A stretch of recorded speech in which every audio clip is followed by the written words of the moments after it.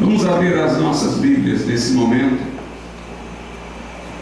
no livro do Apocalipse. Hoje nós falaremos, conforme o anunciamos, sobre a excelência e a singularidade de Jesus Cristo.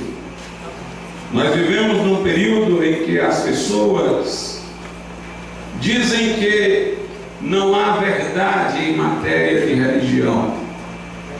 E religião se afere pelo grau de satisfação psicológica que pode dar aos seus fiéis, e que uns se sentem bem de um jeito, outros se sentem bem do outro, dizem que vários caminhos levam a Deus e colocam Jesus no mesmo patamar que Buda, que Confúcio e outros como Maomé e de outras religiões, como se tivéssemos um panteão com várias divindades, sem que Jesus tenha qualquer singularidade e exclusividade.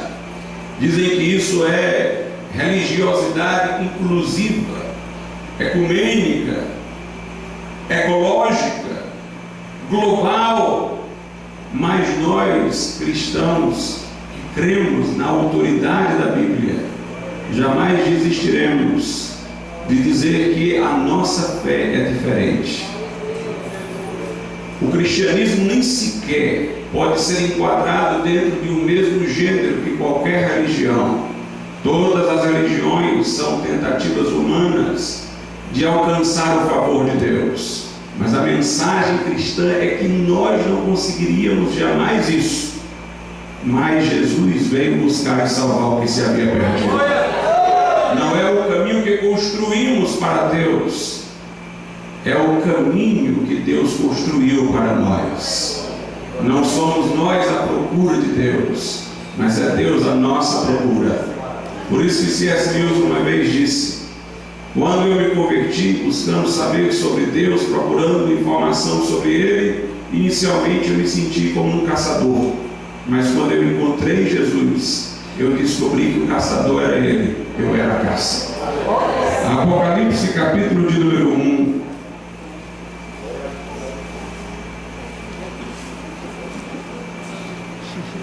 Versículos de números 17 e 18. É quando João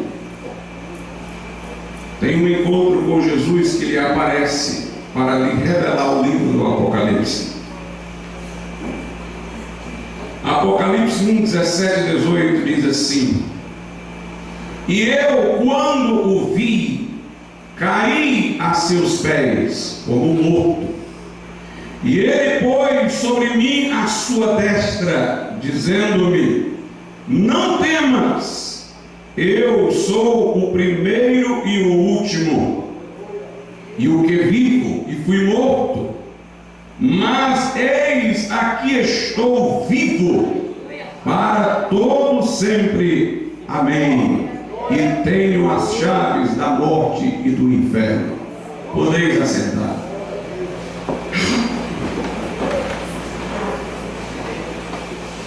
O livro do Apocalipse às vezes tem sido lido com uma motivação errada. Pessoas há que o leem com curiosidades acerca de como os eventos futuros hão de acontecer. Com certeza, no livro do Apocalipse, como em outros livros proféticos, são anunciados eventos vindouros. Mas o objetivo do livro é mostrar a glória de Jesus. Jesus aparece a João logo no capítulo 1, de modo bem diferente daquele que João o conheceu antes de sua morte e ressurreição. Quando o próprio João sentiu-se à vontade para encostar a sua cabeça no peito de Jesus, por ocasião da celebração da ceia, quando Jesus a instituiu. Aqui Jesus aparece com outra imagem. Seus olhos são como chama de fogo, seus cabelos brancos como a lã, seu rosto brilha como o sol na força do meio-dia. Seus pés são como latão reluzente, saindo de uma fornalha de sua boca, sai uma espada aguda de 2 gumes. Ele veste uma roupa talar sacerdotal, e quando João vê, estremece e cai por terra. João agora está vendo Cristo em sua glória após a ressurreição, a ascensão. Jesus é que o tranquiliza, tocando, diz: não temas. E Jesus faz afirmações acerca de sua singularidade. Ele diz: eu sou o primeiro e o último, o alfa e o ômega, o princípio e o fim. Portanto, não se coloca outro a concorrer com ele. Ele é o primeiro e o último. Sou aquele que esteve morto, mas eis que vivo para todo sempre. Na verdade, para o homem, em todas as suas tentativas de resolver os seus problemas, a morte é aquela questão que parece mais difícil.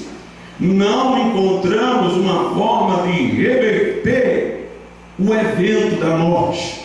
A Bíblia mostra que a morte é um inimigo terrível da humanidade, que entrou no mundo pelo pecado, o último inimigo a ser vencido. Mas Jesus venceu a morte, por isso ele tem as chaves da morte e do inferno.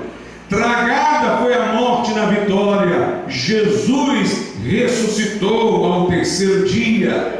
E neste seu poder sobre a morte, manifesta-se também a sua singularidade. A Bíblia diz que o testemunho de Jesus é o espírito da profecia. Portanto, o objetivo deste livro é mostrar que no final de tudo, Jesus vai triunfar. São mencionados acontecimentos catastróficos, são mencionados acontecimentos maravilhosos do livro do Apocalipse, como a cidade celestial, a nossa condição eterna. Mas o objetivo do livro é mostrar que aquele cordeiro que na cruz foi morto, mas agora vive, venceu.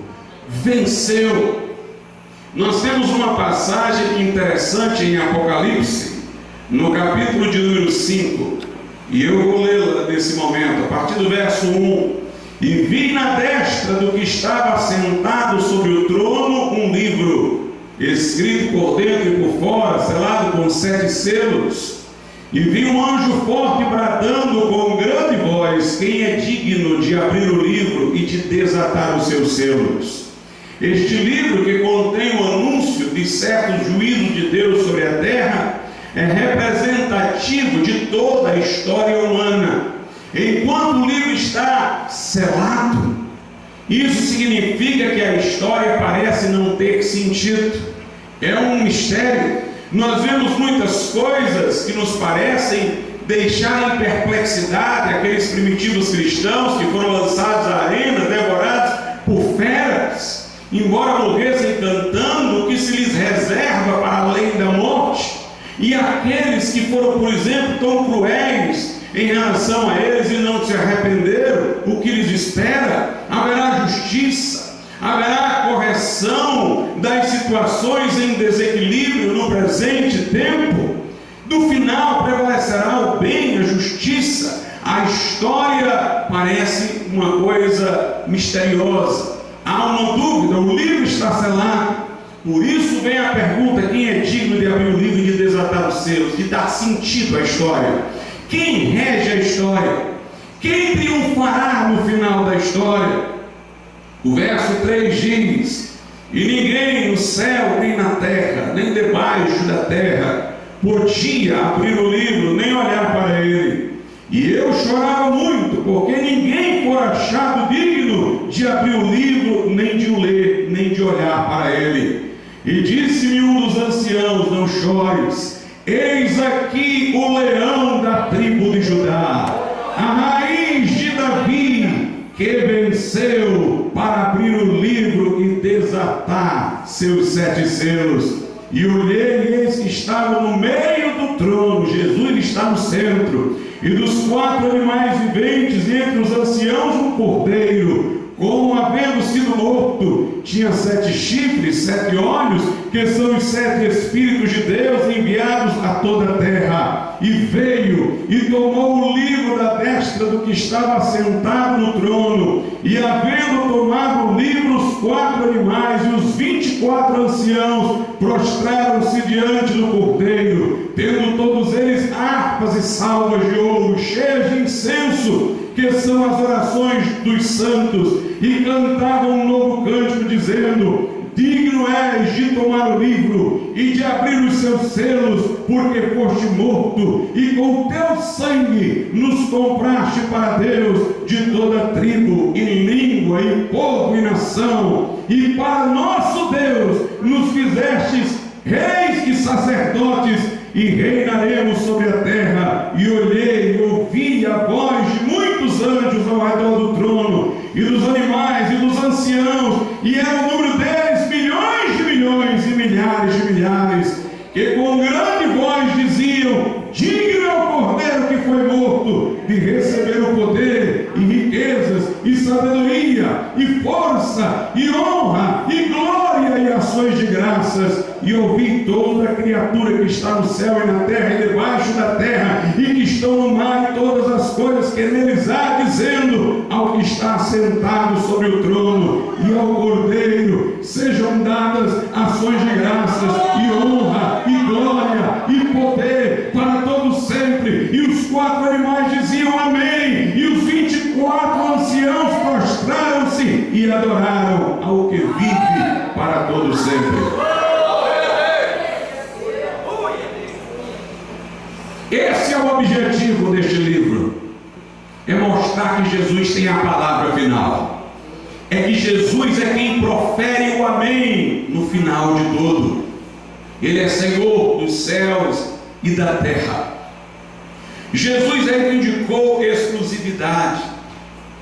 Jesus disse: quem não é por mim é contra mim, e quem comigo não ajunta espalha. Jesus disse: eu sou o caminho, a verdade e a vida, e ninguém vem ao Pai senão por mim. Jesus disse: eu sou a porta, quem entrar por mim salvar-se-á. Os que vieram antes de mim, ele disse, são ladrões, salteadores, mas eu sou o bom pastor que dá a vida pelas ovelhas. Os discípulos pregaram Jesus, estabelecendo-o como exclusivo Salvador. Em Atos 4,12, Pedro diz: e em nenhum outro há salvação, porque debaixo do céu nenhum outro nome há dado entre os homens, pelo qual devamos ser salvos. Paulo diz a Timóteo no capítulo 2, verso 5: porque há um só Deus e um só mediador entre Deus e os homens, Jesus Cristo, o homem. Agora, algumas pessoas poderão dizer: pastor, como é que você dá a essas palavras de Jesus, para aqueles que são céticos, credibilidade? Porque alguém que não é cristão levaria em conta essas afirmações de Jesus e de seus discípulos e da Bíblia? Primeiramente, irmãos, nós percebemos que podemos, examinando a própria Bíblia em sua sistematicidade interna, concluir a veracidade das afirmações de Jesus Cristo acerca de si mesmo.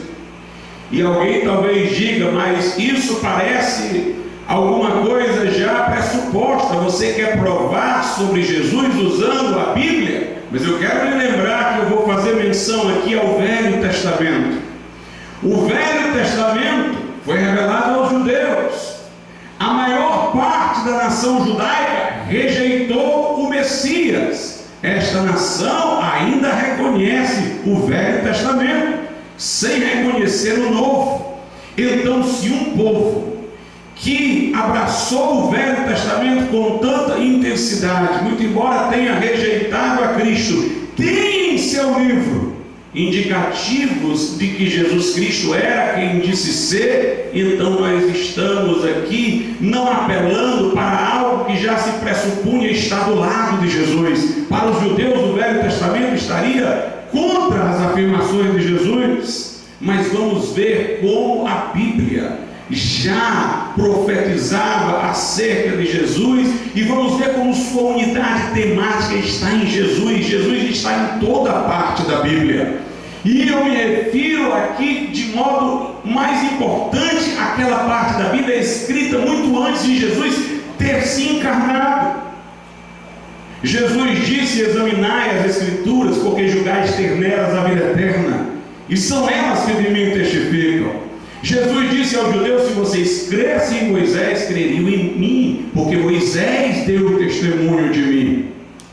Quando nós lemos o Gênesis, vemos que ao criar o mundo, Deus disse: façamos o homem à nossa imagem, conforme a nossa semelhança. Deus usa uma linguagem no plural, porque Deus é triuno, Pai, Filho e Espírito Santo. E Jesus, portanto, já estava nesse façamos, nesse nós da Trindade. No versículo 1 do capítulo 1 do Gênesis, diz que no princípio criou Deus os céus e a terra. Princípio pode ser entendido como o início do tempo, mas também a Bíblia diz lá no Apocalipse que Jesus é o princípio da criação de Deus. E a Escritura quer mostrar que ao ser criado tudo no princípio, todas as coisas subsistem nele, conforme diz Paulo aos Colossenses, e ele a todas as coisas sustenta pela palavra de seu poder. Deus criou o mundo pela sua palavra: haja luz, e houve luz. A palavra de Deus não pode ser mera onda sonora. Deus não é físico, não tem cordas vocais. Sua palavra indica, portanto, algo maior que o revela de modo ativo para produzir este mundo. E a Bíblia diz que a palavra de Deus confunde-se com Deus e distingue-se de Deus. E Jesus era o verbo de João, que estava com Deus no princípio e era Deus. A segunda pessoa da Trindade, a palavra de Deus, que distingue-se do Pai como pessoa, mas é um com Ele em divindade. Nós, portanto, vemos já claramente alusões implícitas à pessoa de Jesus. Assim que o pecado entra no mundo, que Adão transgride o único mandamento que Deus lhe dera, a Bíblia Sagrada diz que ao aparecer a Adão e Eva, Deus diz que da descendência da mulher viria um que esmagaria a cabeça da serpente.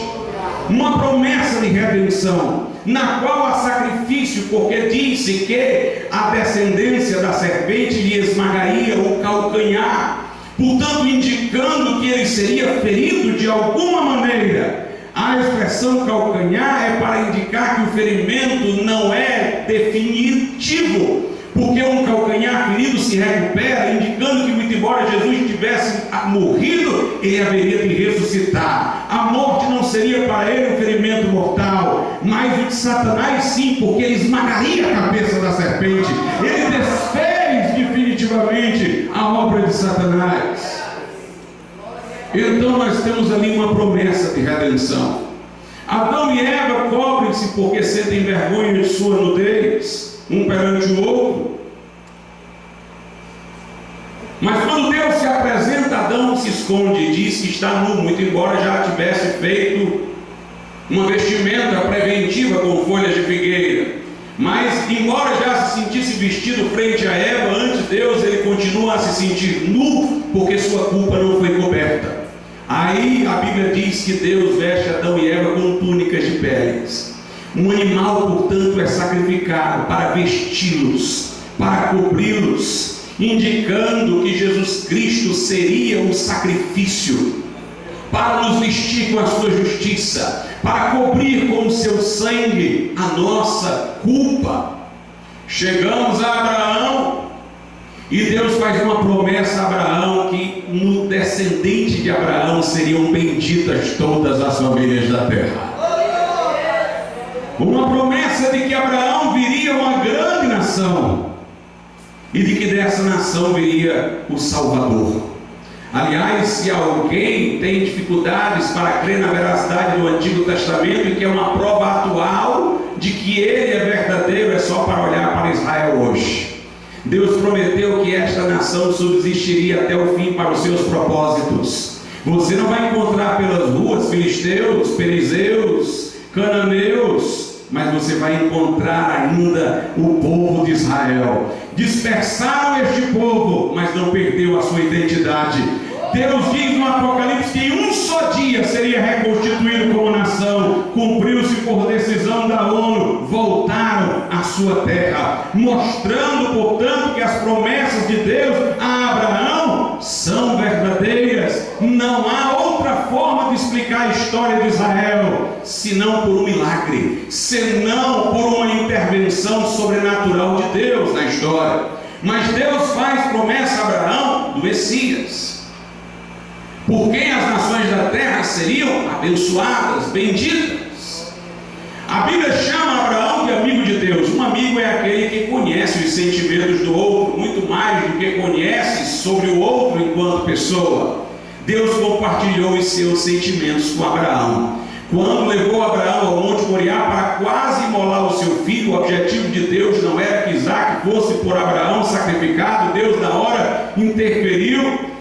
Deus estava não apenas provando a fé de Abraão, como nós costumeiramente dizemos, e é verdade, mas Deus estava fazendo Abraão saber a dor que o próprio Deus teria de entregar seu filho à morte por nós. Por isso que Abraão foi chamado de amigo de Deus, porque ele conheceu empaticamente o coração de Deus. Deus amou o mundo de tal maneira que deu o seu filho unigênito. E Deus disse a Abraão: toma o teu filho, teu único filho, a quem amas, e leva. E a Bíblia diz que na hora que Abraão foi sacrificar Isaac, não o fez, porque o anjo disse: não faças, agora sei que temes a Deus. E naquela hora apareceu entre os arbustos, lá no monte, um cordeiro que foi sacrificado no lugar de Isaac. E ali, meus irmãos, nós temos mais uma prefiguração de Cristo, que morreu para que nós pudéssemos ter vida.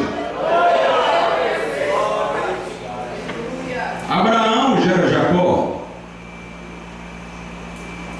Isaac que gera Jacó, Abraão gera Isaac, Isaac gera Jacó. Jacó é aquele que tem o seu nome mudado para Israel e é o grande patriarca, portanto, da nação, porque ele dá o nome. Jacó, quando fugia de seu irmão Esaú, ele teve um sonho e viu uma escada que vinha do céu à terra, e por ela os anjos de Deus subiam e desciam. Ele estava tendo uma visão de Cristo, simbolicamente falando. Jesus é a escada que liga os céus à terra, o mediador. E lá nos evangelhos Jesus vai dizer: vocês ainda verão os anjos subindo e descendo sobre o Filho do Homem. Jesus é a escada de Jacó. Jacó tem os filhos que vão ser os, digamos assim, pais das tribos que vão se formar em Israel. Entre os seus filhos está José. A história de José aconteceu, mas ela também aconteceu sob uma supervisão de Deus para tornar-se ilustração do Messias. José é vendido pelos seus irmãos, assim como Jesus foi rejeitado pelo seu povo. José, porém, no Egito, ele vai da humilhação à ascensão e torna-se uma pessoa eminente no Egito. E quando vem uma grande fome que poderia fazer seus familiares morrerem, é ele que lhes traz a provisão. É a ele que seus irmãos acorrem para ter provisão e serem salvos daquela grande fome naquele momento. José se torna uma prefiguração de Jesus Cristo.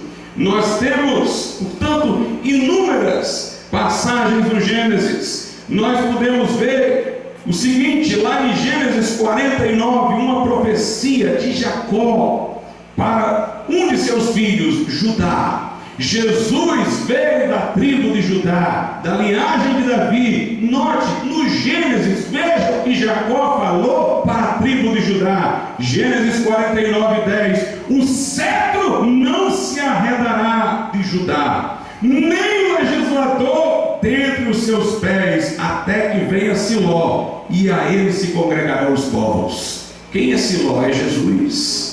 Siló quer dizer enviado, vem daquela mesma raiz da palavra Siloé, que é aquele tanque que a Bíblia diz no Novo Testamento, que significa enviado. O cetro não se arredará de Judá, nem o legislador dentre os seus pés, até que venha o enviado, e a ele se congregarão os povos. Jacó profetiza a seu filho Judá, que é de sua linhagem, que vem o Messias, o Salvador. Nós temos, irmãos, profecias no livro de Salmos, profecias representativas, onde o salmista fala como se o Messias fosse, fala de suas mãos e pés atravessados, fazendo referência à cruz, fala daquilo que Jesus falou na cruz, Salmo 22, Deus meu, por que me desamparaste? Faz alusão a que seu lado seria ferido, faz alusão a que ele teria sede quando estivesse na cruz. Quando nós continuamos na Bíblia, nós vemos lá no livro do profeta Isaías descrições sobre Jesus incríveis, que nós o julgaríamos como sendo o homem mais desprezível. Não tinha ele beleza para que o desejássemos, Isaías 53, mas ele tomou sobre si as nossas iniquidades, levou sobre si as nossas enfermidades, foi moído, foi traspassado pelas nossas transgressões, iniquidades, o castigo que nos traz a paz estava sobre ele, e pelas suas pisaduras nós fomos sarados. Fala dele como alguém descrito, sem expressão, como de fato ele foi enquanto homem, o filho de um carpinteiro, assim foi tido. Homem experimentado nos trabalhos, homem de dores. Fala lá que ele teria arrancado as barbas e os cabelos, que depois de tanto espancamento ficaria desfigurado e não pareceria mais um homem. Tudo isso narrado com detalhes lá no livro do profeta Isaías. E é porque eu de Gênesis pulei todo o Pentateuco, onde nós temos as chamadas sombras de Jesus, aqueles rituais instituídos que prefiguravam aquilo que ele viria a fazer. Nos livros do Pentateuco, nós temos os sacrifícios expiatórios, animais imolados pelo pecado do povo, por sacerdotes constituídos. Jesus tanto é sacerdote, como Jesus é o sacrifício. Por isso que ele é o único e todo suficiente Salvador. Ele não pede favor a ninguém. Ele não disse: eu vou aqui ser o sacrifício, me ajuda aqui a ser o sacerdote. Ele não disse: vem tu para ser o sacrifício, que eu sou o sacerdote. Ele é o sacerdote e ele é o sacrifício. Aleluia! Ele na cruz tornou-se sacrifício, mas ao terceiro dia ressuscitou e preservou as marcas dos cravos, para chegar diante do Pai e mostrar-se por nós, apresentar no santuário celeste o seu próprio sangue a nosso favor. Ele é o sacerdote e o sacrifício. Fez um sacrifício completo. Todos aqueles rituais expiatórios prefiguravam isso. E interessante que o sacerdócio da lei era um sacerdócio vinculado à tribo de Levi. Mas no livro de Salmos, o salmista fala do Messias e diz que ele vai ser sacerdote de uma outra ordem, da ordem de Melquisedeque. E lá na carta aos Hebreus, a Bíblia diz: Jesus é sacerdote, mas não é da tribo de Levi, é da tribo de Judá, porque ele é aquele sacerdote profetizado pelo salmista, segundo a ordem de Melquisedeque. A palavra profética sobre o Messias era essa: tu és sacerdote para sempre, segundo a ordem de Melquisedeque. Jesus é o sacrifício e o sacerdote. Jesus veio da tribo de Judá, como vimos profetizada, para dela vir o Messias, conforme o Gênesis. Veio da descendência de Davi, como Deus prometera a Davi, através de seu pai José. Jesus foi contado na genealogia de Davi, porque a ancestralidade de José estava na casa de Davi. Nós vemos na Bíblia menção a que Jesus entraria em Jerusalém montado num jumentinho, irmãos. Isso está profetizado no Velho Testamento. e aconteceu tal qual foi dito. Nós temos no Velho Testamento a profecia acerca de que um dos discípulos trairia Jesus, aquele que põe a mão no prato comigo, esse me trai. Nós temos no Velho Testamento profecia sobre por quantas moedas de prata Jesus seria traído, por 30. E tudo isso cumpriu-se exatamente, que suas pernas não seriam quebradas. A dos malfeitores, uma à direita, outra à esquerda, foram quebradas, mas a de Jesus não foi quebrada, conforme o que foi profetizado. Nós percebemos, portanto, toda uma exatidão nas profecias cumpridas na pessoa bendita de Jesus. Uma coisa interessante, irmãos, de se dizer é que judeus costumam hoje reinterpretar muitas dessas passagens, não fazendo por elas referência ao Messias. Por exemplo, aquela parte que diz que o Messias iria padecer, lá em Isaías seria o servo sofredor, seria moído pelas nossas transgressões, que seria desfigurado. Aquela parte eles em geral não aplicam mais ao Messias. Alguns acham que se refere à própria nação de Israel, em seu sofrimento sobre a terra. E alguns dão uma interpretação simbólica porque eles não conseguiram conciliar na mente aquelas profecias acerca do triunfo do Messias, que reinaria, que seria um príncipe da paz, que reinaria gloriosamente, e aquelas que falavam de seu sofrimento.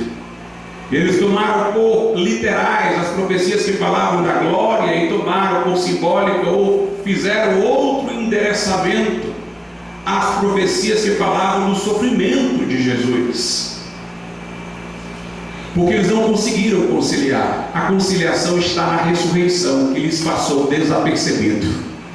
Jesus desce, se humilha e sofre, vai até a cruz, mas pela ressurreição ele se torna Rei dos Reis e Senhor dos Senhores. E Davi profetizou sobre a ressurreição quando disse: não deixarás a minha alma no Hades, e não permitirás que o meu corpo veja a corrupção. Quando Pedro pregou no dia de Pentecostes, citou essa passagem, disse: Davi não falou dele, porque está morto até hoje aqui, sepultado. O corpo dele entrou em decomposição, sim. Ele estava falando do Messias, ele estava falando do Salvador que ressurgiria. Mas nós temos algumas coisas interessantes para dizer sobre isso. Vejam bem, os judeus, até o cativeiro babilônico, tiveram como seu grande problema a idolatria. Estavam toda hora assediados pelas nações vizinhas que cultuavam outros deuses, se desviavam, queriam cultuar o Deus eterno junto com esses deuses, e viam as punições dos profetas condenando, juízo de Deus, até que veio o julgamento mais severo de Deus, quando eles foram levados cativos para a Babilônia. O sofrimento foi tão doloroso que quando o Império Persa, que vencera a Babilônia, permitiu que os judeus voltassem para reconstruir seus muros, suas cidades, seu templo, quando eles voltaram, eles estavam imunes à idolatria. Não, depois de tanto sofrimento, idolatria nunca mais. Dali para frente, o monoteísmo judaico se estabilizou. Eles não ficaram mais um povo propício para a idolatria. Nós podemos perceber que na época de Jesus já era assim, ou ainda era assim, para melhor dizer. Eles não eram suscetíveis à idolatria, pelo contrário, de uma grande rejeição das práticas dos gentios. Mas se por um lado eles não mais ficaram tão vulneráveis, tentáveis a um culto idólatra, o diabo criou outro problema. Foi que, devido a tudo que aconteceu, eles forjaram na mente uma nova imagem do Messias. O Messias agora seria uma figura militar, que os libertaria da tirania dos povos que os dominaram. Na época de Jesus, Eles esperavam um Messias que os pudesse libertar do jugo do Império Romano. Então, por isso que rejeitaram Jesus, porque Jesus não parecia satisfazer as expectativas deles. Mas o que eu quero lhes dizer é que essas expectativas que eles tinham não eram orientadas pela leitura da Bíblia, mas pela experiência dolorosa que tiveram, que os fez sempre imaginar o Messias agora como um grande general e um humano, não como sendo o próprio Deus que haveria de encarnar-se. Mas, meus irmãos, os Targums eram livros que os judeus tinham acessórios à Bíblia. Na verdade, não eram complementares, eram livros de exegese. Esses livros tinham comentários interpretativos sobre os versículos da Bíblia, muito similares ao que os juristas medievais chamavam de glossa. Há uma escola de Colônia de juristas na Idade Média que pegou textos do direito romano e eles pensavam como é que nós vamos interpretar esse texto, e disputavam entre si qual era a melhor interpretação. Aquele que mostrava-se com um argumento mais forte tinha direito de fazer uma glossa, uma anotação ao lado do texto dizendo como ele deveria ser entendido. Entre os judeus havia os Targums, que eram essas anotações para interpretar os textos. E os Targums vinham de muito tempo, eram muito antigos. Interessante que quando Jesus às vezes cita o Velho Testamento, algumas pessoas pensam de onde é que ele citou isso, porque não está em desacordo com o que está no Velho Testamento, mas não está com as palavras exatamente iguais a que Jesus citava no Targums, que estava parafraseando, porque ele achava que naquele momento o Targums não tinha certeza, né? Que os Targums estavam de acordo com o texto e estavam mais claros do que o texto. Então os Targums estavam parafraseando o que estava dito no texto. Pois bem, todas essas passagens que os judeus de hoje, por razões de esperar o Messias de outro modo, não atribuem mais a profecia sobre o Messias, os Targums dizem que é para o Messias. Ou seja, essas anotações antigas dos judeus davam exatamente as mesmas interpretações que o Novo Testamento dava a esses textos, referenciando-os, portanto, ao Messias, porque os judeus mais antigos entendiam que o Messias seria não apenas um libertador do ponto de vista político, mas seria também um salvador espiritual. Não apenas libertaria a nação, que ainda vai acontecer definitivamente de seus adversários, mas seria um salvador espiritual. Então os Targums estavam de acordo com a interpretação que os cristãos davam. Nós temos, portanto, no Velho Testamento profecias sobre Jesus, alegorias são histórias como a de José, que ilustram sobre Jesus, sobre o que lhe aconteceria e o que ele viria a fazer. E nós temos os rituais simbólicos que a Bíblia diz na carta aos Colossenses e em Hebreus capítulo 10 que são sombras de coisas futuras, mas a substância mesmo é Cristo. Se cumpriram em Cristo. Por isso que João Batista, quando viu Jesus, disse: eis o Cordeiro de Deus que tira o pecado do mundo. Mas nós temos uma outra questão com os judeus. Alguns judeus acham que tem passagens do Velho Testamento citadas em referência a Jesus que não dizem respeito a ele, que o Novo Testamento e logo os cristãos citam arbitrariamente essas passagens. Eu vou ler uma para os irmãos entenderem. É porque eles não compreenderam em que sentido passagens como essas foram citadas. Lá em Mateus, no capítulo de número 2, versículo 15, diz assim: e esteve lá até a morte de Herodes, para que se cumprisse o que foi dito da parte do Senhor pelo profeta, que diz: do Egito chamei o meu filho. Essa passagem no original do Velho Testamento é referente à libertação libertação de Israel do Egito, a época em que esteve sob o jugo de Faraó. Aqui é quando Jesus está no Egito, porque seus pais o levam para lá para que Herodes não mate, porque vinha matando as crianças. E então, depois da morte de Herodes, os pais de Jesus voltam com ele, e aí diz que era para se cumprir esta passagem: do Egito chamei o meu filho. Os judeus dizem isso daí é com referência a outra coisa, é a saída do povo lá do Egito. Não questionamos isso. Irmãos, vejam como isso que eu vou dizer aqui é maravilhoso. Jesus é o recapitulador do que foi feito erradamente. A Bíblia diz que ele é o segundo Adão e o último Adão, porque ele veio recapitular o que o primeiro fez de errado. O primeiro borrou, ele veio para apagar e fazer de novo. Adão foi tentado no jardim, Jesus foi no deserto. O caminho dele foi mais difícil, mas se você comparar aquilo que Satanás disse a Adão e Eva com o que Satanás disse a Jesus, é muito parecido. A Bíblia diz que Satanás disse a Eva que se comessem da árvore tornar-se-iam deuses, soberba da vida. Viram que era bonita a fruta, cobiça dos olhos, concupiscência da carne, desejável para dar entendimento.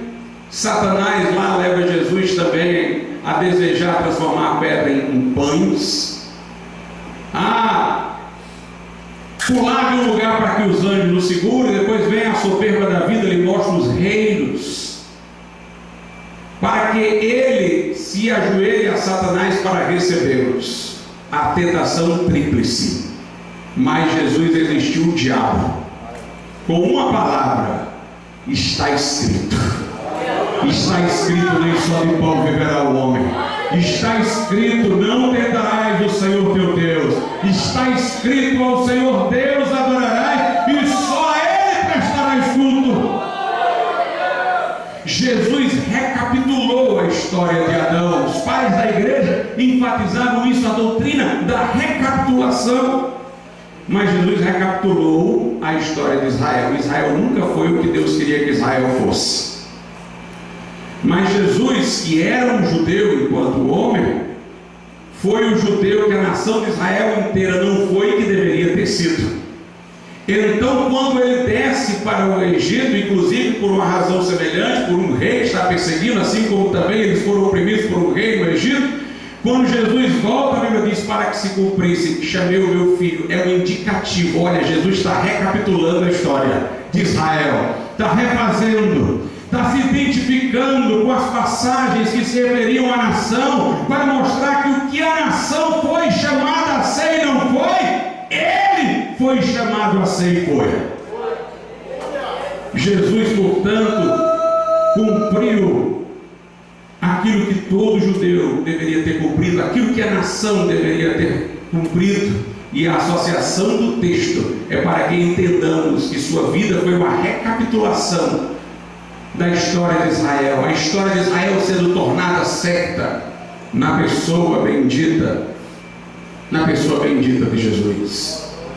Interessante que os autores do Novo Testamento dizem que todas aquelas festas judaicas, Páscoa e tudo mais, não são mais comemoradas porque se cumpriram em Jesus.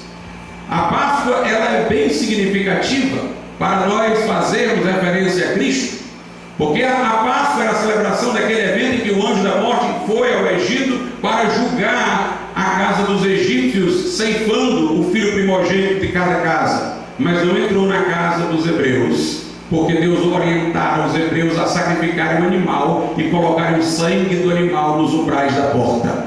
E quando o anjo destruidor via o sangue, passava adiante. A palavra Páscoa quer dizer isso, passar adiante. O juízo não toca onde tem o sangue, indicando exatamente que o sacrifício de Jesus, com o seu sangue, nos protege do juízo. Paulo diz: Cristo, a nossa Páscoa, já foi sacrificado.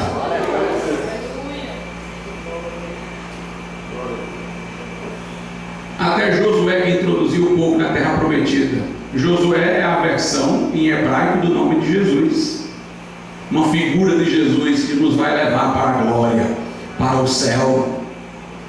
Moisés disse: Deus suscitará de entre vós um profeta como eu. A ele ouvi, fazendo referência a Jesus, que viria no futuro. Mas entenda, eu disse que todas aquelas festividades e tal desapareceram, segundo os evangelhos, não são mais mantidas pela igreja neotestamentária, porque o que elas representavam como sombra se cumpriu em Jesus. Pois o Talmud, que é o principal livro dos judeus, diz que quando o Messias vier, para eles apenas ainda não veio, as festas cessarão. Portanto, nós podemos ver, irmãos, como realmente é incrível que todo este livro esteja centrado na pessoa de Jesus, que Jesus tenha sido profetizado em todo ele. Isso já é uma prova de que Jesus era uma pessoa diferente. Ele foi anunciado, ele foi profetizado por um livro que falou coisas exatas sobre ele muito tempo antes de ele aparecer sobre a terra, de ele encarnar-se para estar entre nós. A Bíblia diz lá no livro de Salmos: anunciai entre as nações a sua glória. Quando Deus revelou-se aos judeus, o seu objetivo era de que eles tivessem feito difusão da revelação divina aos outros povos. Deus havia dito a Abraão: ser tu uma bênção. Era para a nação de Israel ser uma bênção para os outros povos, luz para os outros povos. Para quem é pré-milenista, isso ainda vai se cumprir no milênio.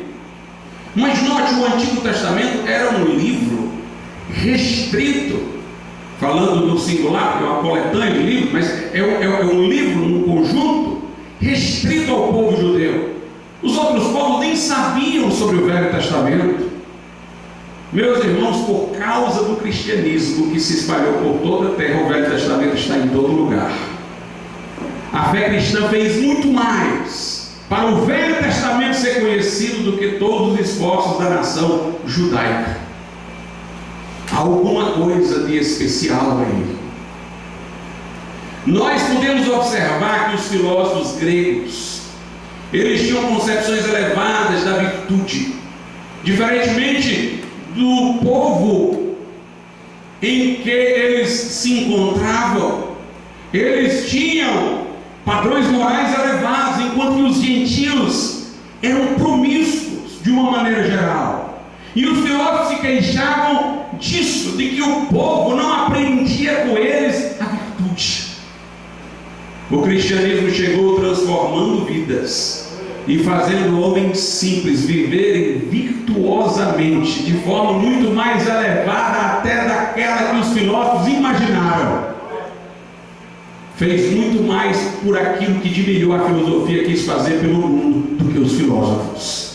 Os pais apologistas que defendiam a fé cristã, dos perseguidores do Império Romano, como Tertuliano, que viveu no século II, faziam alusões detalhadas ao comportamento exemplar dos cristãos, dizendo: vocês têm os melhores súditos, porque perseguir estes homens que andam nessa vida de correção, de humildade, de idoneidade. Há, portanto, alguma coisa aqui excelente. Nós percebemos que o maior desafio dos literatos até hoje, o maior desafio dos literatos, foi desenhar a figura de um homem perfeito, um homem ideal, um homem modelo. Mas eles nunca se sentiram realizados. E o Novo Testamento desenhou esse homem perfeito, ideal, que é Jesus. Será que o que os melhores literatos do mundo, com todo o seu esforço imaginativo, não conseguiram? Alguns pescadores incultos se reuniram e conseguiram desenhar, irmãos? Ou será que simplesmente estavam registrando a verdade? Jean-Jacques Rousseau, o filósofo, ele disse: Jesus é a pessoa mais excelsa e sublime que se possa imaginar. Mas ele disse: se porém Jesus nunca existiu e o Novo Testamento apenas criou uma ficção, então nós temos que ir atrás de quem escreveu o Novo Testamento, porque por trás dele estaria sim a pessoa mais sublime que se possa imaginar. O cristianismo cresceu, irmãos, nos seus primeiros dias, sem o uso da força.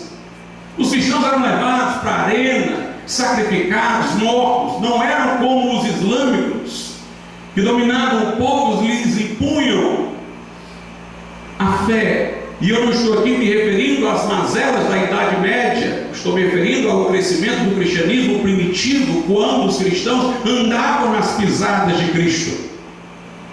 Como aqueles homens, irmãos, puderam influenciar o mundo tão poderosamente para trazerem para a fé cristã, fazerem aqueles povos abandonarem os seus ídolos? É porque aqueles milagres narrados no Novo Testamento aconteceram, para que os gentios pudessem ver que sob o nome de Jesus coisas estupendas aconteciam, como paralíticos andarem, cegos verem, surdos ouvirem, e davam atenção àquela palavra. Viu que Jesus estava ressurreto, senão sob a invocação de seu nome, tantas coisas não aconteceriam. Uma vez Tomás de Aquino disse: eu acredito nos milagres narrados no Novo Testamento, mas se eles não aconteceram, teremos que explicar um milagre maior ainda, para dizer como o cristianismo cresceu sem que tudo aquilo que está dito ali tenha acontecido. Quando Jesus falava, se percebia que ele era diferente. Os judeus diziam: ele não é como os fariseus, como os escribas. Ele fala como quem tem autoridade. Uma vez os fariseus mandaram soldados para prender Jesus. E os soldados voltaram para os fariseus presos por Jesus. Disseram: nós não trouxemos o homem. Cadê? Por que não trouxeram? Não podemos, porque nós nunca ouvimos um homem falar como aquele homem falava. Jesus mostrou sua superioridade, irmãos, porque ele é Deus encarnado. Os judeus não deveriam ter se assustado tanto de um Messias não ser um simples homem, mas o próprio Deus que se fizera homem. Porque já no Velho Testamento nós tínhamos as teofanias, e Deus apareceu em forma humana como a Abraão. Nós temos um Deus que é próximo de nós, um Deus que nos ama e que vem ao nosso encontro de acordo com a nossa necessidade. Portanto, não deveriam ter se assustado com o modo como Jesus veio.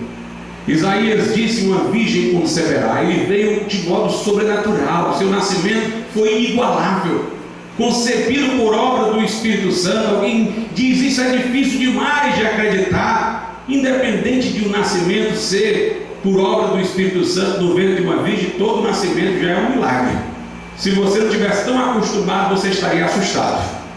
O mesmo Deus que faz o nascimento natural, que nos parece tão extraordinário, é o mesmo Deus que foi capaz de fazer o Espírito Santo gerar um corpo para Jesus no ventre de Maria. Ele não podia participar da carne e sangue dos demais homens, porque senão ele estaria vindo de Adão. Ele estaria na herança de Adão e sob a maldição que estava sobre Adão. E ele não poderia nos salvar, porque então ele próprio precisaria ser salvo. Mas ele veio como o segundo e último Adão, cabeça de uma nova humanidade, princípio de uma nova criação. Ele veio, irmãos, sem levar em si as consequências do pecado inicial, para que pudesse, pelo seu sacrifício, nos resgatar de todos os nossos pecados. A Bíblia Sagrada diz-nos o seguinte em Mateus, no capítulo de número 12, versículo 6: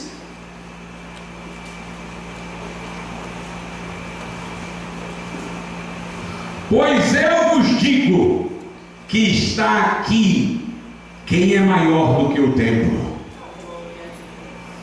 Os judeus centralizavam todas as suas atividades dentro do templo e não conseguiram ver que seus rituais prefiguravam Cristo.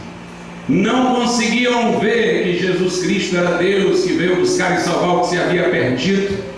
Quando Jesus perdoava pecados, eles replicavam: quem pode perdoar pecados senão Deus, desconhecendo que Jesus era Deus.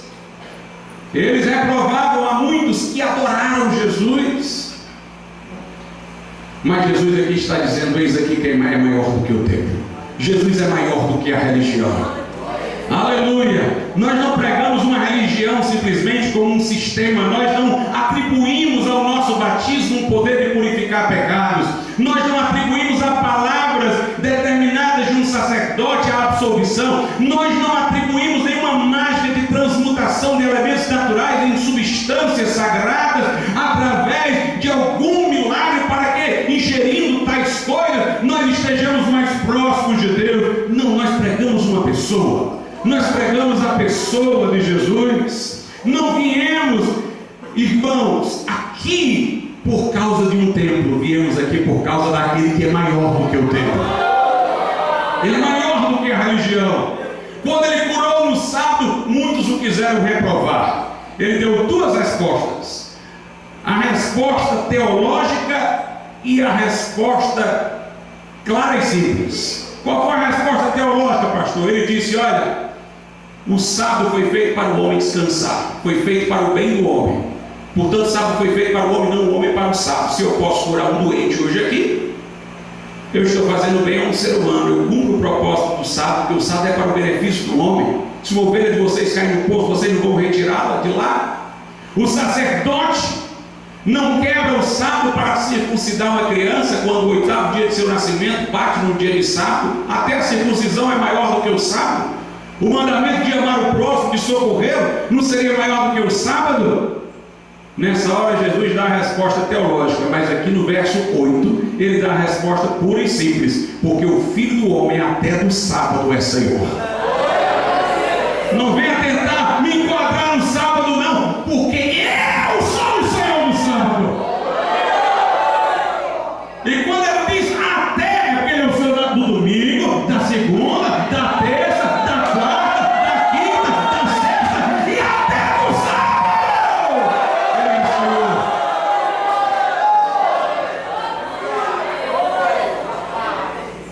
Aleluia.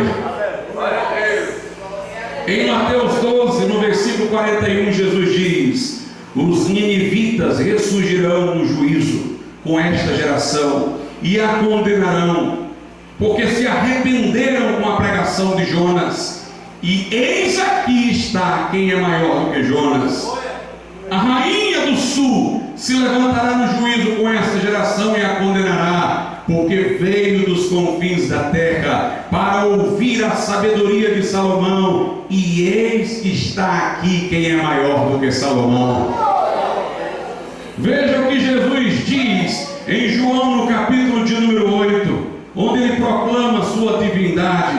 João 8, versículo 56, ele diz aos judeus: Abraão, vosso pai, exultou por ver o meu dia, e viu e alegrou-se. Disseram-lhe, pois, os judeus: ainda não tem 50 anos e viste Abraão? Disse-lhe Jesus: em verdade vos digo, antes que Abraão existisse, eu sou.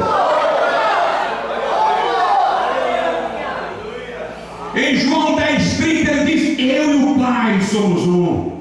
Jesus aceita a adoração. Tomé o reconhece na ressurreição e diz: meu Senhor e meu Deus. Jesus é Deus. Os profetas diziam: assim diz o Senhor. Mas Jesus, no sermão do monte, diz: eu porém vos digo. Porque Ele é o Senhor. Os profetas diziam: voltem-se para Deus. Jesus dizia: vinde a mim, os cansados e sobrecarregados, e eu vos aliviarei. Quem tem sede, vem a mim e beba, porque crê em mim, como diz a Escritura, do seu interior fluirão rios de água viva. O que vem a mim, de maneira nenhuma lançarei fora. Eu sou a videira verdadeira, quem está em mim e eu nele, esse dá muito fruto.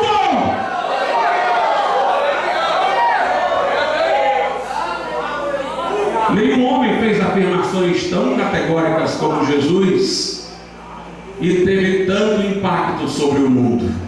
Os loucos o fazem, mas eles não têm impacto sobre o mundo. Eles não formam essa multidão de discípulos por tanto tempo. Buda dizia que era um iluminado, mas Jesus disse: eu sou a luz do mundo. Eu sou a ressurreição e a vida.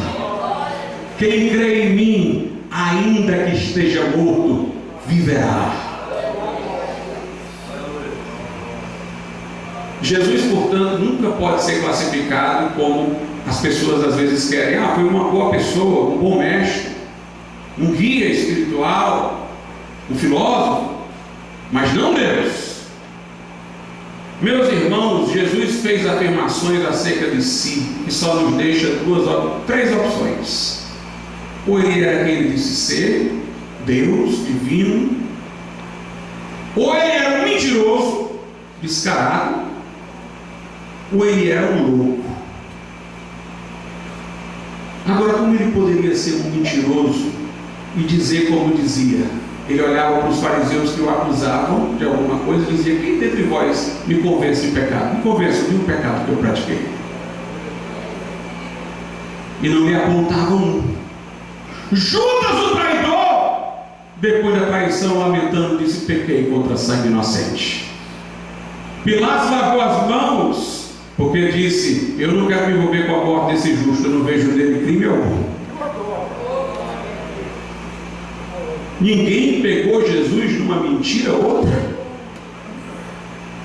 Ele não era um mentiroso, também não era um louco, irmãos, porque Jesus ensinou coisas extraordinárias, mostrou sua capacidade de resposta quando os fariseus queriam prová-lo por várias vezes e ele os calava, com uma sabedoria que do céu procede. Só resta uma opção: Jesus era Deus, era quem ele disse ser.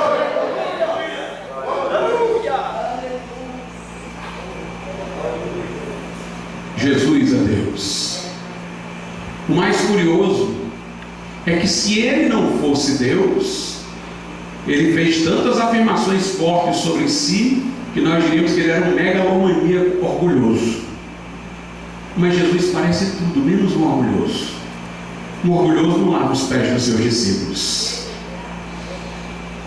Um orgulhoso não toca em leprosos. Um orgulhoso não dá preferência pelos pobres e acolhe os aleijados para curá-los. Se associa com ex-beberrões, publicanos, prostitutas. Entra na casa de pecadores, não para deixar os pecadores, mas para os resgatar do pecado. Enquanto lá de fora os fariseus diziam: "Se este homem é santo, o que é que está fazendo aí?" Meus irmãos, os políticos de hoje precisariam aprender com Jesus, porque Jesus, enquanto homem, usou o seu poder só para servir aos outros e não para servir a si próprio. Ele multiplicou pães e peixes para alimentar uma multidão faminta. Mas quando o diabo diz: transforma a pedra em pão para ele comer, ele disse: não. Ele não usou o poder em seu próprio benefício. Tem uma passagem que ele deu dinheiro de si para ir comprar comida. Ele multiplicou pães e peixes para os outros. Quando ele foi levado à cruz do Calvário, como ovelha muda levada ao matadouro, todo mundo esperava que ele fosse fazer alguma coisa extraordinária. Pedro, quando viu um soldado vindo na direção de Jesus para prendê-lo, decepou a orelha. Jesus pegou a orelha e colocou de volta e disse: Pedro, quem com a espada fere, com a espada será ferido. A Pilatos, Jesus disse: nem autoridade seria dada sobre mim se do alto não viesse. Se eu quisesse, eu chamaria uma legião de anjos. Mas ele tinha vindo para isso, para dar a sua vida por nós. Lá na cruz o povo dizia: salvou os outros, salva-te agora a ti mesmo. Mas ele não veio para se salvar, ele veio para nos salvar. Jesus, meus irmãos, falava palavras elevadas acerca de si, mas paradoxalmente o seu ministério era de um servo. Jesus foge a todas as nossas categorias de identificação. foi anunciado, ele será alvo de contradição entre os homens, ele não se encaixa em parâmetro nenhum, porque Jesus é único, é singular, é sublime. E Jesus mostrou que suas palavras eram fidedignas, porque ao terceiro dia ressuscitou dentre os mortos. A ressurreição convalida tudo que Jesus Cristo pregou. Quem tinha dúvida lá na cruz, como é que pode, é o Salvador, e está aí morrendo desse jeito? Teve a resposta no domingo, quando as mulheres chegaram lá para procurá-lo, no caso o corpo, mas os anjos disseram: por que procurais entre os mortos aquele que vive? Ele não está aqui, ele ressuscitou. Pastor, porque eu devo crer na ressurreição de Cristo? Meus amados irmãos, porque temos provas categóricas. As mulheres o viram ressuscitar, os apóstolos o viram ressuscitar, depois os 2 discípulos de Emaús o viram ressuscitar, depois ele apareceu a mais de 500 irmãos já ressuscitado. Pastor, não podiam ter furtado o corpo dele, não? É o que os judeus diziam. Os soldados romanos, quando o lugar lá estremeceu, a pedra rolou, Jesus foi ressuscitar, anjos apareceram e saíram correndo. Para não serem responsabilizados, eles criaram essa história. Os soldados, enquanto nós estávamos dormindo, os discípulos dele vieram e levaram o corpo. Agora, como é que eles podiam saber se estavam dormindo? Uma história que não tinha pé nem cabeça. Mas Jesus não estava realmente morto. A Bíblia diz que os soldados, antes de tirá-lo da cruz, conferiram, enfiaram uma lança aqui e saiu sangue e água. E se Jesus estivesse ainda vivo, estaria muito ferido. Como é que ele ia conseguir rolar aquela pedra? Quando João entra no sepulcro, a Bíblia diz que João crê no que as mulheres haviam dito antes de ver Jesus ressuscitado, porque ele viu os lençóis. É como quem diz: se alguém quisesse ter furtado o corpo dele, não iria tirar os lençóis e levá-lo nu para todo mundo ver. Se os lençóis estão aqui, é porque ele ressuscitou. Mas eu quero que você pense nisso. A história desses homens, 500 pessoas aproximadamente, era a mesma. Uma mentira não dura muito. Logo aparece alguém para contar a história diferente, para dizer que não foi bem daquele jeito. Mas ninguém modificou a história. E estas pessoas estiveram dispostas a morrer por aquilo que afirmaram. Será que elas morreriam por causa de uma mentira? Morreriam por causa de uma fraude? Como explicar aqueles discípulos tão desanimados depois da morte de Jesus, de repente se tornaram tão corajosos? Se Jesus não ressuscitou. Paulo diz que Jesus apareceu a ele e ele estava indo para perseguir a igreja, e de perseguidor virou o maior apóstolo, porque ele disse: eu vi o Senhor ressurreto.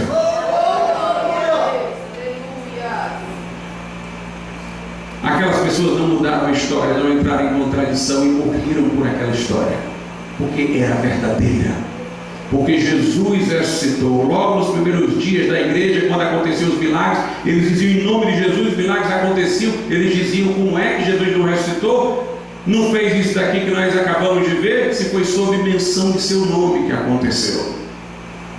Se o nosso Cristo vive, seu corpo não foi encontrado, o sepulcro está vazio, porque Jesus ressuscitou dentre os mortos. Jesus ressuscitou dentre os mortos.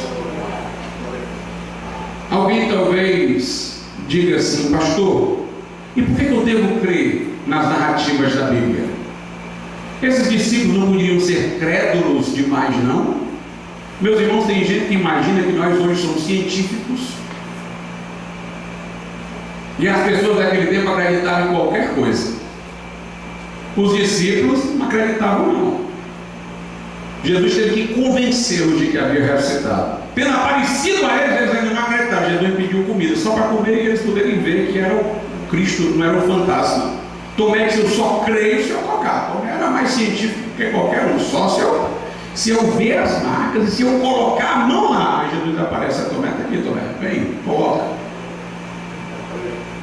Eles tiveram tanta dificuldade de acreditar como qualquer homem do nosso tempo. Eu vou lhes dizer uma coisa: os argumentos a favor da ressurreição de Jesus são tão fortes que, se fossem comparados a argumentos que levam um criminoso para a cadeia no tribunal, eles ainda seriam mais fortes para convencer a ressurreição de Jesus do que um criminoso que cometeu um crime. São mais testemunhas, são mais fatos corroborando. O corpo de Jesus não foi encontrado, os milagres que aconteceram, o crescimento do cristianismo. As pessoas poderão ter dificuldade de crer, não porque os argumentos não existem, mas porque elas pressupõem que milagres não acontecem. Elas têm que se abrir da sua clausura, que pressupõe que as coisas acontecem sempre segundo o modelo rotineiro, e lembrar-se de que, se há um Deus, Ele pode fazer qualquer coisa sobre a terra. Podemos confiar na Bíblia mais do que em qualquer outro livro. Se você lê esse livro, irmãos, você percebe que é um livro escrito por pessoas com sinceridade. Vamos para o Velho Testamento, em que Jesus não apareceu na história encarnado. Quando alguém escreve um livro sobre os seus heróis, faz com que esses heróis sejam inerrantes, supremos. Elas ocultam os defeitos que eles tiveram, exageram na menção das virtudes desses heróis. Mas a Bíblia fala, irmãos, dos fracassos de todos os patriarcas do Velho Testamento. Abraão foi um servo de Deus, mas, dizendo uma meia-verdade acerca da sua esposa, quase a expôs à concupiscência de um rei que poderia tê-la tomado para si. Abraão, precipitando-se para ver cumprida a promessa de Deus de que ele teria linhagem, por sua mulher ser estéril, teve relações com a sua escrava. O que lhe foi uma pedra de tropeço, porque do filho que ele teve com a escrava vieram os árabes, que até hoje perseguem os judeus, descendentes do filho de Abraão, que no final veio com a sua legítima esposa Sara, Isaac. Jacó, a Bíblia mostra que Jacó enganou o pai, não idealiza. A Bíblia fala de Davi, do seu fracasso, do adultério que ele cometeu, embora tenha se arrependido. De Salomão, como foi levado ao erro por suas mulheres. Escritores da Bíblia, irmãos. Salomão escreveu o Provérbio, Davi escreveu o livro de Salmos. Esse livro aqui mostra claramente os seres humanos como são. Se fosse um livro forjado, essas pessoas seriam idealizadas. Mas não, se mostram os seus feitos bons e os seus erros. Há até alguns críticos da Bíblia que dizem que esse livro é devasso, porque fala de coisa muito grotesca, porque fala dos erros de todo mundo mesmo. No Novo Testamento é a mesma coisa. Já pensou em escrever que Tomé não acreditou em Jesus? Tomé podia ter ficado com raiva: como é que vocês disseram isso sobre mim? Mas aqueles homens queriam escrever a verdade. Está escrito que Pedro negou Jesus 3 vezes. Que Pedro uma vez falou bobagem em Jesus: para trás de mim, Satanás. Está escrito. Os erros desses homens, a humanidade falível desses homens está manifestada. Mas Jesus não. Em sua boca não se achou engano. Esses homens falam de si enquanto escrevem, denunciam os seus próprios pecados, mas a imagem de Jesus é salvaguardada. Se eles quisessem mentir, eles falariam bem de si, mas eles proclamam seus erros, seus fracassos, suas quedas. Mas de Jesus eles não podem falar nada, porque Jesus de fato era perfeito. Esse é um livro que merece confiança. No dia de Pentecostes, Pedro falou aos judeus: Jesus foi varão aprovado entre vocês com sinais e prodígios. Se os judeus tivessem que replicar, replicariam. O Novo Testamento foi escrito no século I, poderia ser desmentido por pessoas que tinham o maior interesse de dizer isso aqui não aconteceu, mas sabiam o que tinha acontecido. Os de agora querem contestar a veracidade da narrativa, mas os daquele tempo não aceitavam Jesus, mas não podiam negar que Jesus havia feito o que está relatado, o que está relatado nesse livro. Pessoas acreditam em obras de Platão, cujos manuscritos residuais são de muito tempo depois que Platão viveu, e não querem acreditar na Bíblia, onde há muito mais manuscritos dela, do Novo Testamento em particular, por exemplo, do que dos de Platão, e esses manuscritos remontam ao século III, alguns ao século II. Os pais da igreja que viveram nos séculos I, II, citaram tanto o Novo Testamento que alguns dizem que, juntando todas as citações, você tinha quase o Novo Testamento inteiro. Portanto, nós temos aqui um livro confiável. Uma coisa interessante, irmãos, pense nisso. Se Deus é pessoal, não é uma força, uma energia, mas um ser que quer se relacionar conosco, um ser autoconsciente, se Ele nos fez a sua imagem e semelhança, com capacidade de pensar, de falar, de se comunicar inteligivelmente, obviamente Ele queria se revelar a nós. Mas como um Deus infinito, supremo, transcendente, poderia se revelar a nós se não descendo a nossa condição pequena? Maximamente Ele fez isso encarnando-se em Jesus Cristo. Mas o nosso modo de se dar a conhecer ao outro é falando. Nós só podemos portar a informação que nos é transmitida. Então Deus nos fala através da sua palavra escrita. Nada mais lógico do que existir uma Bíblia. Pastor, mas há muitos livros sagrados nas religiões.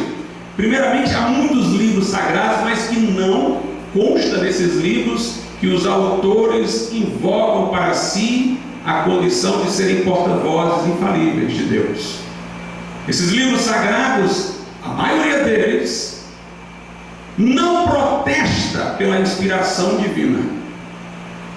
São apenas fruto da experiência de pessoas que os escreveram. Só existem 3 livros que reivindicam a inspiração de Deus: a Bíblia, o Alcorão e o livro Mórmon. Mas o Alcorão parasita na Bíblia. Tem quando o Alcorão está na Bíblia. O Alcorão precisou da Bíblia, veio depois e precisou dela, parasita nela. O livro Mórmon tem trechos inteiros da Bíblia, veio muito tempo depois e parasita nela. São as versões falsificadas, a Bíblia é o original. Ela é que é confiável. Meus irmãos, Jesus revolucionou a história. Na época de Jesus, as crianças não eram valorizadas. No direito romano, a criança era igual ao escravo, era considerada propriedade do pai, que podia matá-la, como podia matar o seu escravo. Quando quiseram trazer as crianças a Jesus, os discípulos disseram: não incomoda o mestre. Mas Jesus: deixe enviar minhas criancinhas, porque delas é o reino de Deus. Ele mudou a visão com que vemos as crianças. As mulheres eram tidas como inferiores. Mas na genealogia de Jesus constante, no Evangelho de Mateus, nos ancestrais, são mencionadas 2 mulheres. Toda a genealogia só tinha o nome do homem, mas na de Jesus tem menção a mulheres. Jesus falou com a mulher samaritana em público e os discípulos se surpreenderam, que não era comum um homem falar com a mulher em público, mas estava ali Jesus, judeu, a mulher samaritana, quebrou a barreira racial. Jesus, um homem, a mulher do outro lado, quebrou a barreira dos sexos. Jesus, o santo, a mulher pecadora, quebrou a barreira também de qualquer discriminação de fundo moral, e estava ali o Deus eterno e um ser humano finito. E Jesus alcançou aquela mulher e a transformou. Quando Jesus ressuscitou, apareceu primeiramente as mulheres. Mulheres não podiam ser testemunhas em tribunais. Não se aceitava o testemunho das mulheres, mas Jesus honrou as mulheres, fazendo delas as primeiras testemunhas de sua ressurreição. Os pobres naquele tempo eram desprezados como gente vil, mas Jesus acolheu os pobres. Os leprosos viviam segregados.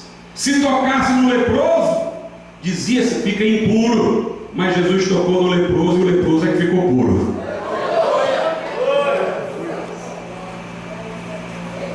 Curou os aleijados, os cegos, os surdos. Naquela época havia uma espécie de seleção natural.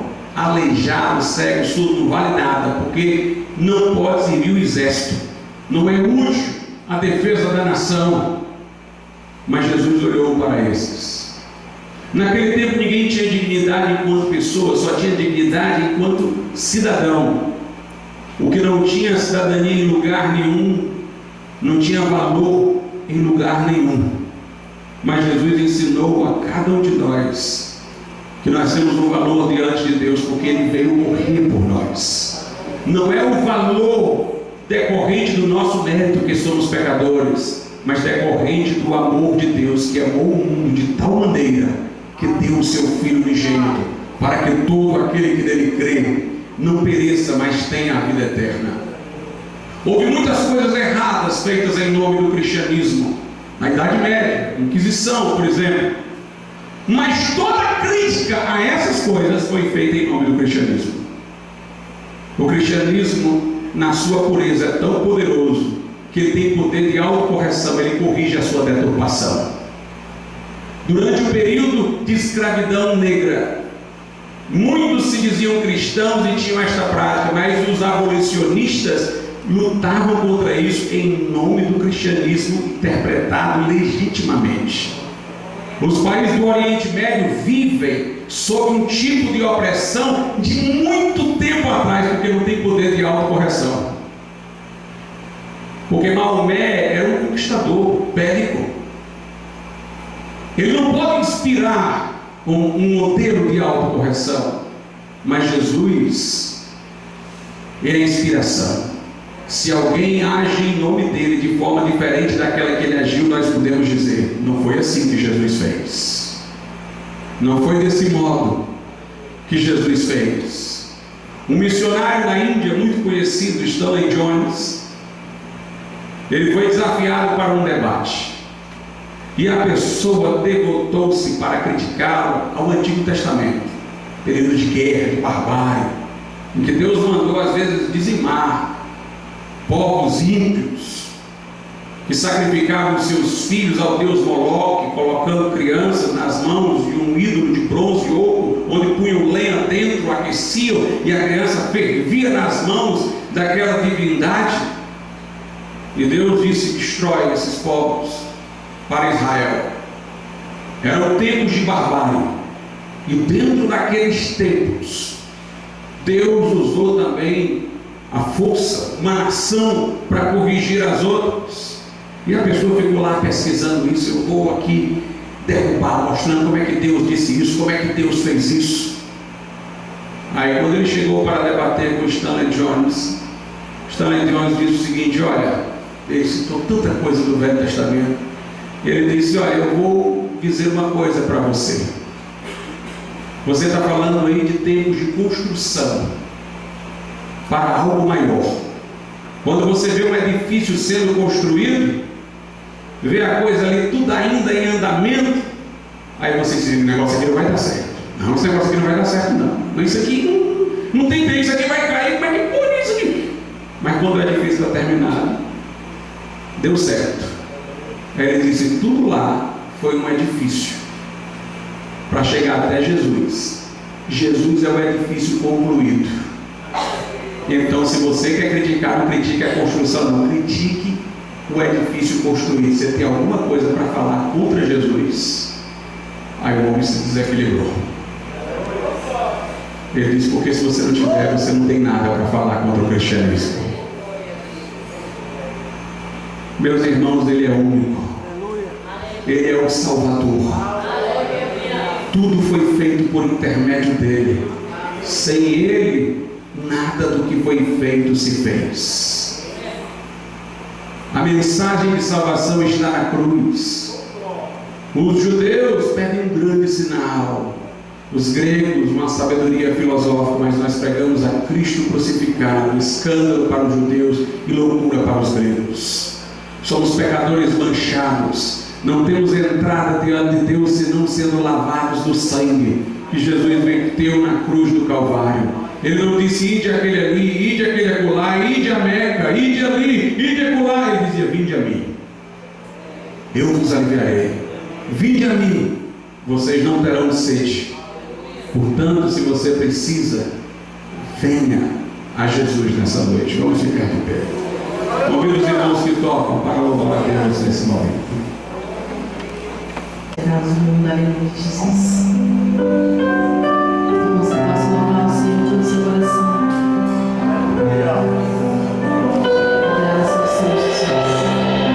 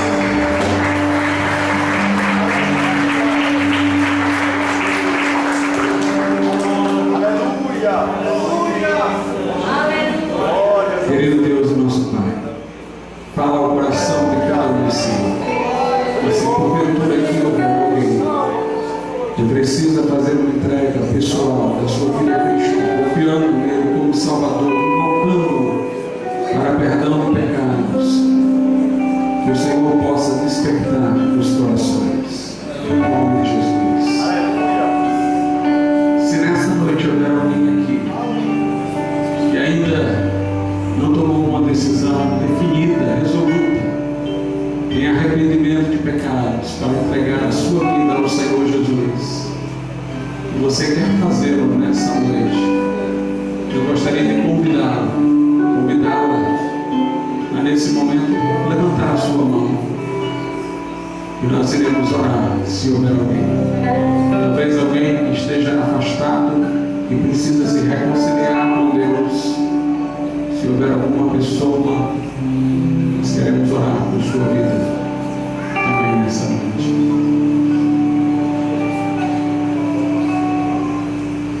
Amém. Vou apenas então dar alguns avisos para a gente fazer a oração de encerramento, irmãos. Eu anunciei pela internet que teríamos esse livro hoje, Direito Natural, Protestantismo e Esfera Pública, o último livro que lancei, que fala sobre o direito natural, que é a lei natural escrita no coração de todo homem, a questão da educação, a questão do casamento, uma visão bíblica e uma visão jurídica, né? A concepção cristã sobre o meio ambiente, os irmãos podem ver lá pelo sumário, tá certo? Esse livro saiu hoje na internet pela editora a R$ 72,90. Hoje, para quem veio para a Comune, né, vale para hoje. Não sei se amanhã vai ser o preço que está na editora também, pode ser menos. Mas o de hoje é hoje, R$ 50. Se alguém quiser adquirir, então vai estar ali naquela banquinha, certo? E aí tem que ser o valor realmente do dinheiro, tá certo, irmãos? E tem outros livros lá também que o pastor Eládio tem disponível, livros muito edificantes. Teremos em 2020, janeiro de 2020, uma viagem para a Itália e Israel. Na Itália, os mártires da igreja primitiva, ali no Coliseu, catacumbas, onde os cristãos se reuniam. Depois vamos lá a Florença, onde foi martirizado o precursor da reforma, Jerônimo Savonarola, e seguimos para Israel.